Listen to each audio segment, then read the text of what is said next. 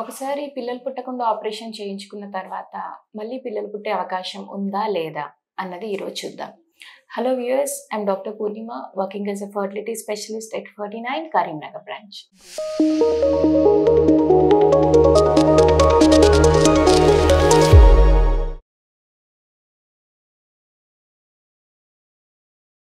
So ఒకసారి పిల్లలు పుట్టకుండా ఆపరేషన్ మగవారిలో కానీ ఆడవారిలో కానీ చేయించుకున్న తర్వాత, అంటే ట్యూబెక్టమీ ఆర్ వాసెక్టమీ చేయించుకున్న తర్వాత మరి మళ్ళీ పిల్లలు పుట్టే అవకాశం ఉంటుందా అన్నది చాలా మందికి ఎదురయ్యే సవాల్ అనమాట. సో ఫస్ట్ మనం ఆడవారిలో చూద్దాము, ఎందుకంటే మాక్సిమం ఫ్యామిలీ ఆపరేషన్స్ అనేవి కూడా ఆడవారిలో అవుతుంటాయి. ఒక 70%, ఒక 30% మగవారు చేసుకుంటూ ఉంటారు. సో ఇద్దరిలోనూ ఎలా ఉంటుంది అన్నది చూద్దాము. సో ఒకసారి మనం పిల్లలు పుట్టకుండా ఆపరేషన్ చేసాము. అసలు పిల్లలు పుట్టకుండా ఆపరేషన్ అంటే ఏం చేస్తారు? ఏం చేస్తారు అంటే గర్భసంచి పక్కన 2 ట్యూబ్స్ ఏవైతే ఉంటాయో ఆ 2 ట్యూబ్లను కూడా బ్లాక్ చేస్తారు.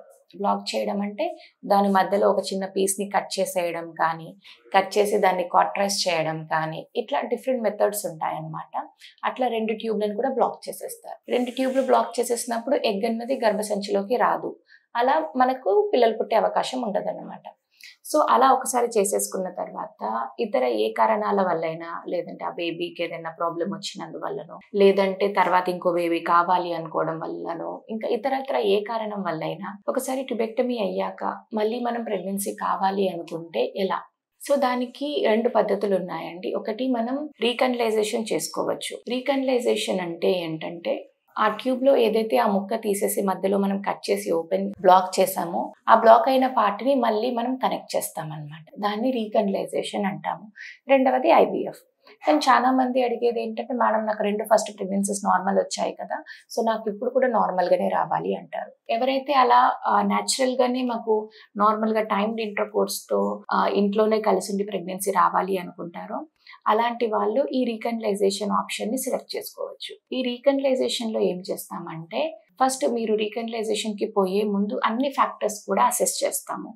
మీ గర్భసంచి ఎలా ఉంది, మీ ఎగ్స్ ఎలా ఉన్నాయి, ఇంకేమైనా ఇన్ఫెక్షన్స్ ఏమైనా ఉన్నాయా, గర్భసంచికి అడెనోమయోసిస్ ఏమైనా ఉందా, ఫైబ్రాయిడ్స్ ఏమైనా ఉన్నాయా, ఓవేరియన్ రిజర్వ్ ఎలా ఉంది, మీ AMH ఎలా ఉంది, మీ హార్మోన్స్ ఎలా ఉన్నాయి, సైకిల్స్ రెగ్యులర్గా వస్తున్నాయా లేదా, ఇవన్నీ కూడా అసెస్ చేసుకుంటాం అన్నమాట.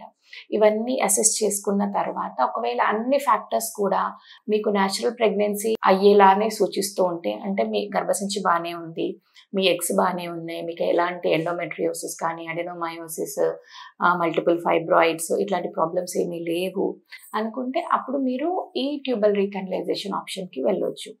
లేదు, మనకు ఒకవేళ బాగా ఎగ్స్ అవి తగ్గిపోయినాయి అనుకోండి, లేదంటే గర్భసంచికి చాలా ప్రాబ్లం ఉంది, ఎండోమెట్రియోసిస్ ఉంది, ఇట్లాంటి పరిస్థితుల్లో ఏమవుతుందంటే మనకు ఎగ్స్ బాగా తక్కువ ఉన్నప్పుడు ఎగ్ రిలీజింగ్ కూడా ప్రాబ్లం ఉంటుంది, ఎగ్ క్వాలిటీలో కూడా ప్రాబ్లం ఉంటుంది, ఎండోమెట్రియోసిస్, అడెనోమయోసిస్ ఇవన్నీ ఉన్నప్పుడు కూడా మనకి ఎగ్ అనేది సరిగ్గా తయారు కాదు. సో ఇట్లాంటి ప్రాబ్లమ్స్ అన్నీ ఉన్నప్పుడు మనం ట్యూబ్స్ మళ్ళీ రీఓపెన్ చేసుకొని కూడా మనకు న్యాచురల్ ప్రెగ్నెన్సీ ఛాన్సెస్ తక్కువే ఉంటాయి. అందుకని ఎవరైతే ట్యూబ్స్ రీఓపెన్ చేసుకుందాం అనుకుంటున్నారో వాళ్ళు ఫస్ట్ మా దగ్గరికి వచ్చి ఫస్ట్ ఒకసారి అసెస్మెంట్ చేసుకోవాలి. మనకు నిజంగానే న్యాచురల్ ప్రెగ్నెన్సీ వచ్చే అవకాశాలు ఇప్పుడు ఎలా ఉన్నాయి. ఒకప్పుడు న్యాచురల్ ప్రెగ్నెన్సీ వచ్చిన విత్ టైం, ఏజ్ మన బాడీలో చాలా రకాలైన మార్పులు రావచ్చు. సో అందుకని ఆ మార్పుల దృష్ట్యా అసలు మనకి ఇప్పుడు గర్భసంచి ఎలా ఉంది, ఇప్పుడు ఓవరీస్ ఎలా ఉన్నాయి అన్నది ఇప్పుడు మనం చెక్ చేసుకోవాలి. వాటిని చెక్ చేసుకున్న తర్వాత అన్ని బాగున్నాయి అంటే మనం ట్యూబల్ రీఓపెనింగ్ సర్జరీ చేసుకోవచ్చు. సో ట్యూబల్ రీఓపెనింగ్ సర్జరీ చేసుకున్న తర్వాత మీరు దాంతోపాటు మీ ఆయన కణాల పరీక్ష కూడా కంపల్సరీగా చేస్తారు, ఎందుకంటే అది కూడా చాలా ఇంపార్టెంట్ ఫ్యాక్టర్. సపోజ్ మీ ఆయన కణాల్లో చాలా ప్రాబ్లం ఉందనుకోండి, అప్పుడు కూడా మీకు న్యాచురల్గా ప్రెగ్నెన్సీ అయ్యే అవకాశాలు తక్కువ. సో అది కూడా అసెస్ చేసుకుంటాం. ఒకవేళ మీ ఆయన కౌంట్ కూడా బాగానే ఉంది అంటే మీరు ట్యూబ్స్ మళ్ళీ రీఓపెన్ చేసుకొని న్యాచురల్గానే ప్రెగ్నెన్సీ కోసం ప్రయత్నించవచ్చండి. సో ఎవరైనా మీరు కానీ మీకు తెలిసిన కపుల్స్ కానీ ఎవరైనా ఇలా పిల్లలు కాకుండా ఆపరేషన్ చేసుకొని తర్వాత మళ్ళీ పిల్లలు కావాలి అనుకునే వాళ్ళని మా దగ్గరికి వచ్చి సంప్రదించమని చెప్పండి. Thank you.